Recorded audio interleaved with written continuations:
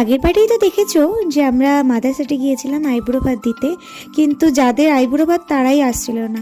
তো ফাইনালি এত খাবার দাবার নিয়ে আমরাই বসেছিলাম, দেখো চেয়ার দুটো ফাঁকা। তো শেষ পর্যন্ত অপেক্ষার অবসান ঘটলো। এই হলো তারা, মানে আমাদের আপকামিং ব্রাইড আর ব্রাইডের বর।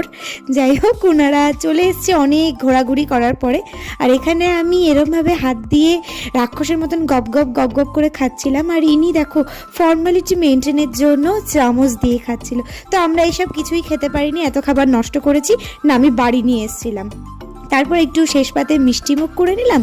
আর এই যে এখান থেকে আমরা একটু পোজ দিয়ে একটু ছবি টবি তুলে নিয়েছিলাম। তারপরে এই যে আমাদের মাঝখানে বউ ঢুকে পড়লো।